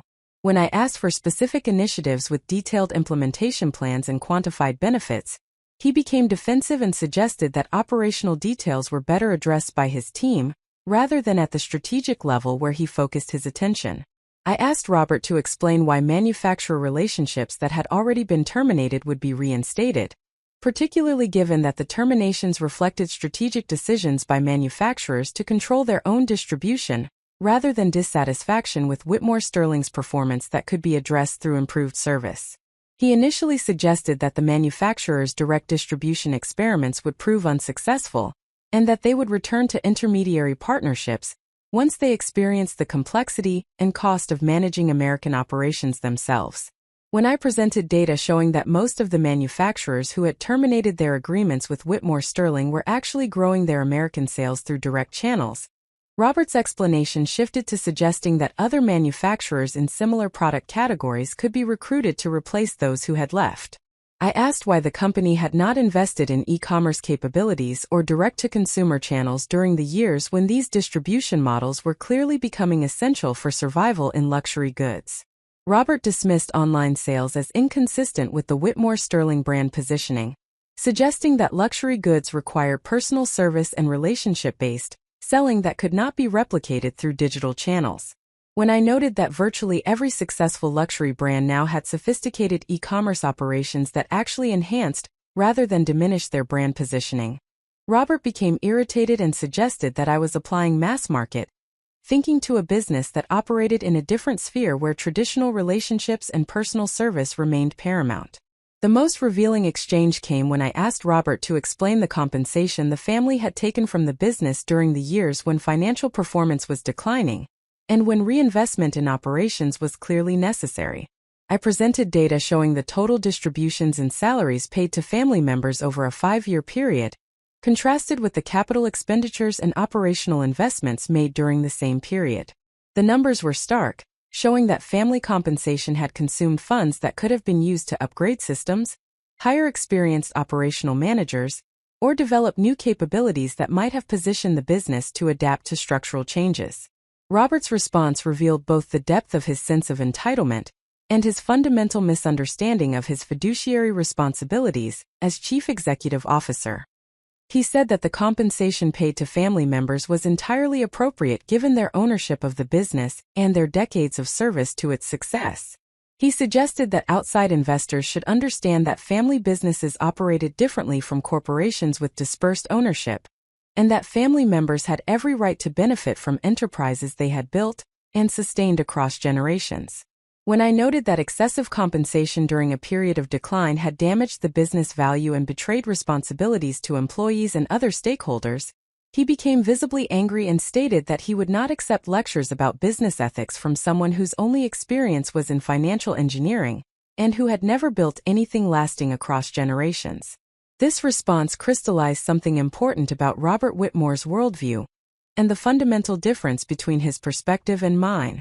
He viewed the business as existing primarily to serve the family's financial needs and status requirements, with other stakeholders including employees and suppliers as secondary considerations whose interests mattered only to the extent they served family objectives.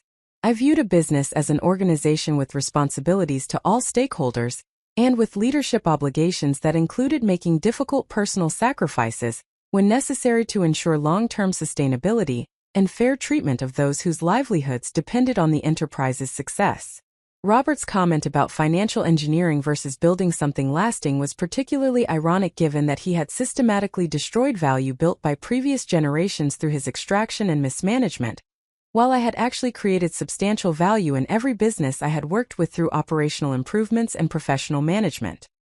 His contempt for what he characterized as financial engineering reflected the same prejudice his wife had expressed about my background years earlier, the assumption that people who worked with money rather than creating products or experiences were engaged in something less substantial or meaningful than those who operated traditional businesses regardless of how poorly those businesses were actually managed. The interview with Robert concluded with tension that was barely contained beneath the professional formality we both maintained.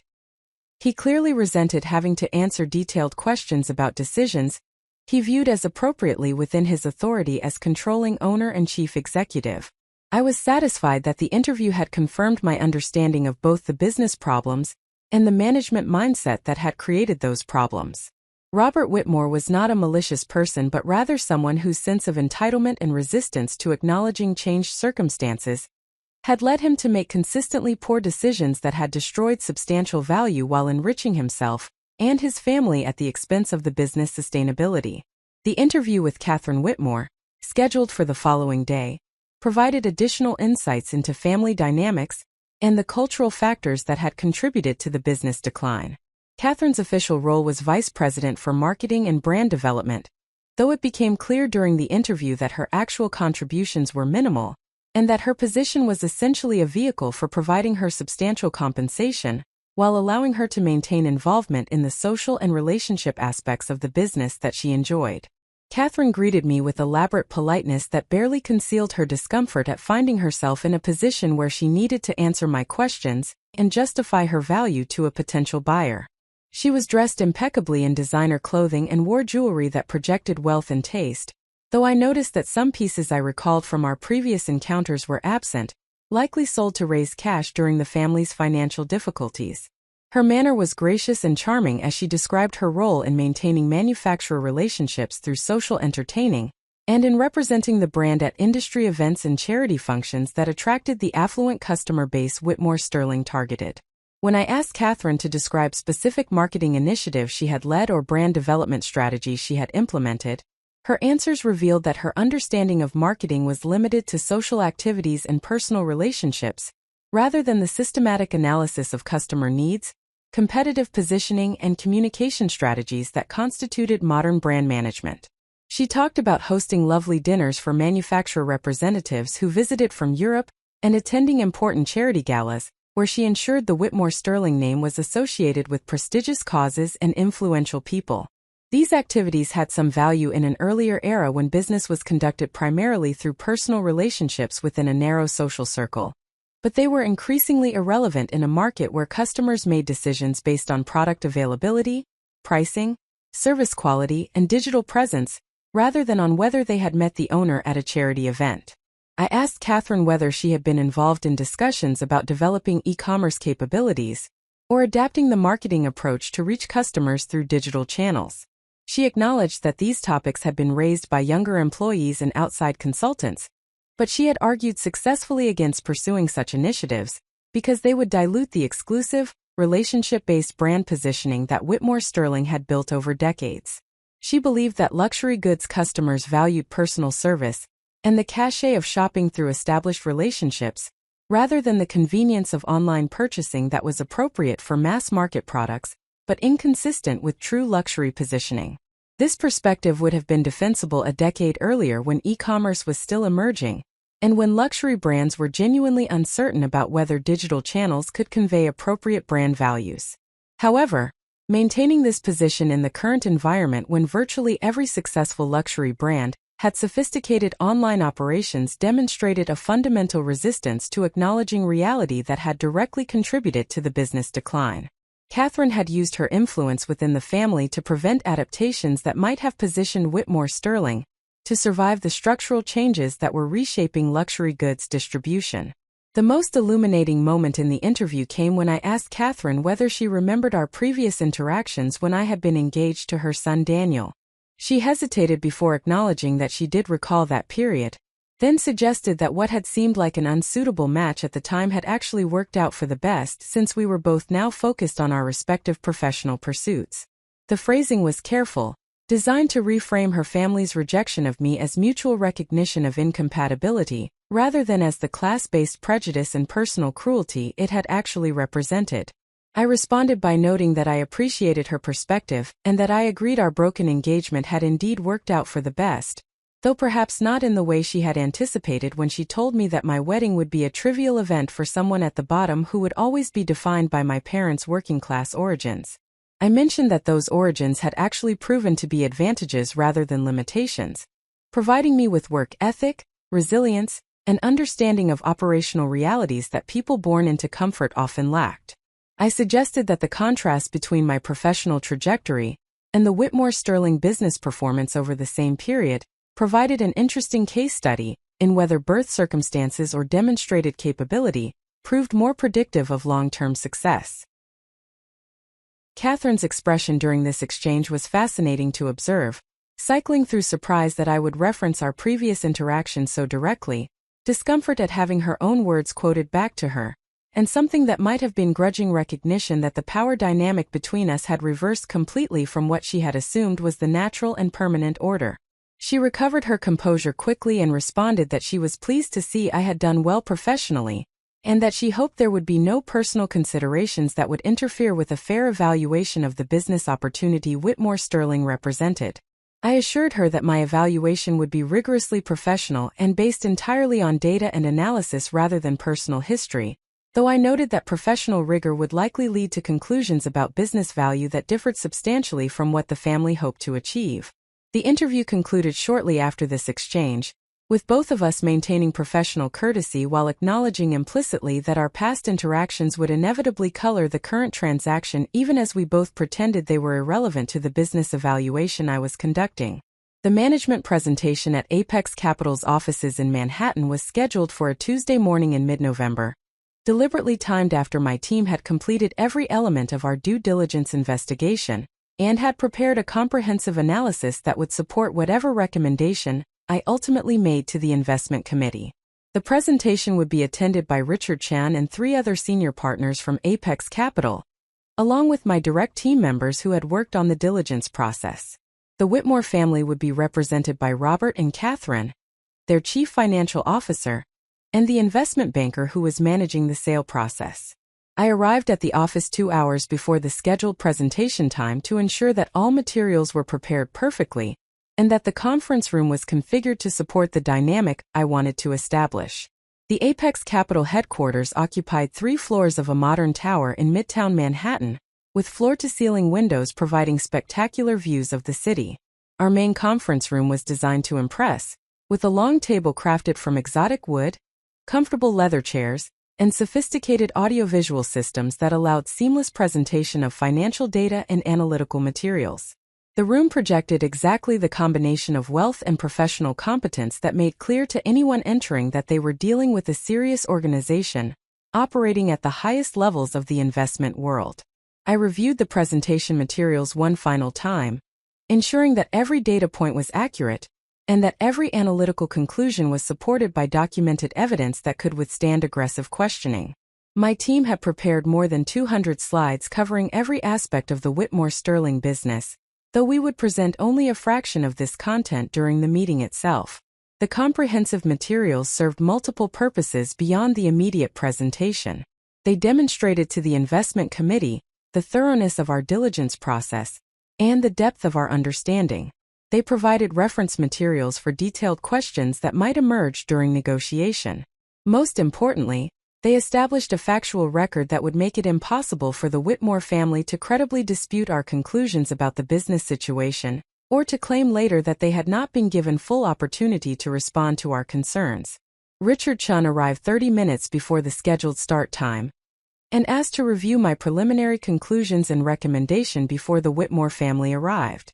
We met in his private office where I walked him through the executive summary of our findings and presented the valuation range I believed was justified, based on realistic assessment of current performance and achievable future improvements under professional management.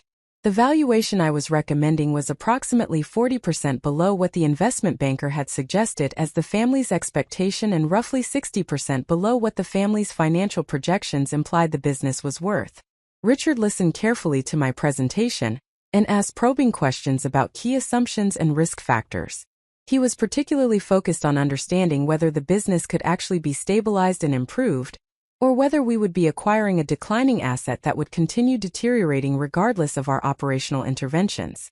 I explained that I had confidence we could stabilize and modestly grow the business by implementing systematic operational improvements, developing e-commerce capabilities, and repositioning the brand to reflect current market realities, rather than outdated assumptions about how luxury goods distribution functioned. However, I was explicit that this would be a challenging turnaround requiring significant additional investment beyond the acquisition price, and that returns would be more modest than our typical restaurant investments where we had established expertise and proven operational playbooks. Richard asked the question I had been anticipating throughout the diligence process. He wanted to know whether I was recommending this investment because it represented genuine value creation opportunity for Apex Capital and our limited partner investors, or whether I was motivated primarily by the personal satisfaction of acquiring a business owned by people who had treated me with contempt and demonstrating my capabilities in a context where they could not dismiss or ignore my success. His question was fair and reflected the fiduciary responsibility he took seriously to ensure that investment decisions were made for sound business reasons, rather than emotional or personal considerations. I answered honestly that both motivations were present, and that I had spent considerable time during the diligence process, examining my own intentions to ensure I was not allowing personal history to cloud my professional judgment. I acknowledged that acquiring the Whitmore family business and transforming it through exactly the kind of professional management they had failed to provide would be personally satisfying in ways that had nothing to do with financial returns. However, I maintained that the investment thesis was sound independent of this personal element. The business had genuine value that was being destroyed by incompetent management and value-extracting ownership. Under professional leadership with appropriate operational improvements and strategic repositioning, the business could be stabilized and positioned for modest growth that would generate acceptable returns, even if not the exceptional multiples we had achieved in our restaurant portfolio. Richard considered my response carefully before telling me that he was comfortable proceeding with the presentation and subsequent negotiation if the investment committee reacted favorably to my recommendation. He noted that the personal motivation I acknowledged was not necessarily a negative factor, as long as it translated into the intense focus and commitment that difficult turnarounds required. He said that some of his most successful investments had been in situations where the investor had personal reasons beyond just financial returns for ensuring the investment succeeded, as long as those personal motivations aligned with rather than contradicted sound business judgment. He trusted that my professional discipline and my responsibilities to our limited partners would prevent me from pursuing this opportunity if the economics did not ultimately justify the investment. The Whitmore family and their advisors arrived precisely at the scheduled time, escorted to the conference room by our receptionist. I greeted them professionally in the lobby outside the conference room, shaking hands with Robert and Catherine, and with the investment banker and chief financial officer who accompanied them. Daniel was not present, and I learned later that he had been explicitly excluded from the presentation because both his parents and their advisors recognized that his presence would create unnecessary awkwardness given our history, and would not contribute anything valuable to the business discussion. Catherine's expression when she entered the Apex Capital offices and saw the obvious markers of institutional success and professional sophistication was subtly revealing. Her eyes widened slightly as she took in the elegant lobby, the contemporary art on the walls, and the hushed efficiency of the professional environment. This was not the scrappy second-tier financial firm she had likely imagined when she dismissed my career years earlier as adequate but not truly elite. This was unmistakably a top-tier organization, and I held a leadership position within it that commanded resources and respect that made clear my professional accomplishments were substantial rather than merely adequate. We entered the conference room where Richard Chan and the other Apex Capital partners were already seated on one side of the long table. I directed the Whitmore family and their advisors to seats on the opposite side, a configuration that reinforced the dynamic of this meeting. They were presenting to us, seeking our capital and hoping to convince us that their business was worth acquiring at a price that would preserve some portion of the wealth they had extracted over decades. We were evaluating them, assessing whether their business represented an opportunity worth pursuing and determining what price would be justified given realistic, rather than aspirational projections. I opened the meeting by thanking everyone for their time and outlining the agenda for the next several hours. I explained that we would begin with a presentation from the Whitmore Sterling team about their business history, current operations, market positioning, and future opportunities. Following their presentation, I would present Apex Capital's findings from our extensive due diligence process, including our assessment of the business situation, our identification of key risks and opportunities, and our preliminary views on valuation and transaction structure. We would then have open discussion where both sides could ask questions and respond to concerns that had been raised. I emphasized that the goal of this meeting was to ensure complete transparency and shared understanding before we moved to final negotiations that would determine whether a transaction could be successfully completed. Up next, you've got two more standout stories right on your screen. If this one hit the mark, you won't want to pass these up. Just click and check them out. And don't forget to subscribe and turn on the notification bell so you don't miss any upload from us.